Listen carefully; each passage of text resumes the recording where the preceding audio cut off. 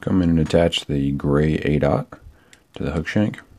I'm going to wrap it to about the midpoint of the hook shank, and then I'm going to bring in just a few strands of some Senyo's Predator wrap. It's a material that's typically used for streamer patterns. We're going to use this as the antenna on this pattern.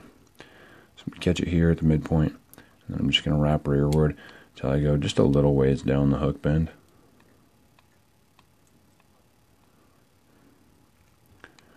Let that thread hang there.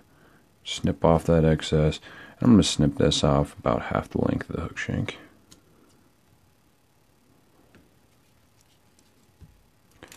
Return that thread back to just behind the eye of the hook. I'm going to come in with a piece of natural bastard thin skin, and I have cut this at about 3/16 of an inch wide. Catch it right behind the eye of the hook there and just work it back all the way to the tie-in point for those antennae. And I'm going to stop right there. For my ribbing, I'm actually going to use about an 8-inch long section of 4X tippet material. I like this for a couple reasons. I like it for the durability's sake. I like it for the fact that when I finish this off with a clear coat, that it blends in really nicely and still shows that aspect of segmentation. For the inside of the Scud pattern here, I'm going to bring in 2 strands of ostrich herl at the same time. One is olive and one is gray. The reason why I like to do it like this is because in this situation here, I guess I can show you, the fibers on the olive are a little bit shorter than the fibers on this gray, and so what's going to happen is the pattern is going to have kind of a nice olive core, and as it radiates out a little bit further toward the legs, it'll become a little bit more pale and opaque in appearance with the gray. That, I think, is a better imitation of the natural coloration. So I'm going to take both of these at the exact same time. I'm going to grab one once again. If you've watched my other videos, you've seen these rotating hackle pliers that I use. I'm going to grab a hold of both of those. Make sure my thread's over here out of the way.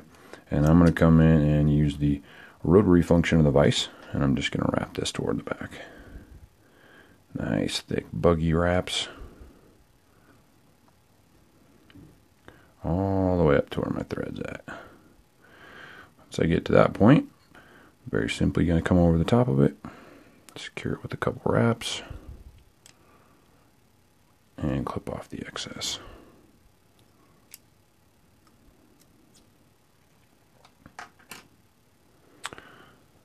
Now I'm going to take that thin skin, I'm going to pull that down over the top, apply a reasonable amount of pressure to it, and at that exact same location, I'm going to catch it with a wrap or 2 over the top. This stuff's pliable and stretchable, so you can feel free to kind of wiggle it, keep the tension out of it, do what you need to.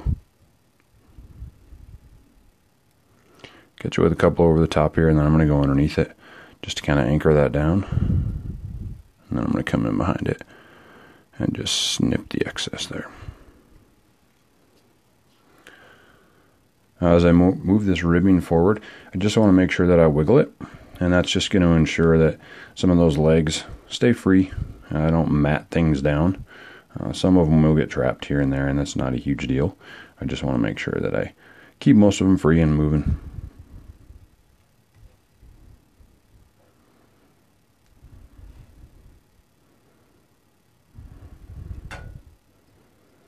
Then I'm going to catch it at that exact same spot. Secure it with a wrap or 2. Snip off the excess. And moisten my fingertips. Just kind of brush down those stray fibers that may have creeped their way up. Lay 1 or 2 wraps down. I'll come in and I'm just going to whip finish this with my hands.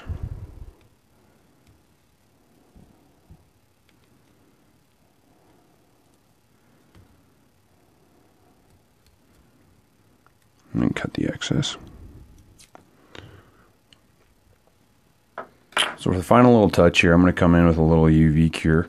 I'm using the Deer Creek Diamond Find, and I'm going to touch just a little bit of this to bodkin. I'm going to work this right along the top here. And I'm not looking for anything big and goopy. I just want a nice, thin, smooth, clear coat over the pattern. Brush it out, make sure we're about even on both sides. Bring in that light and hit it.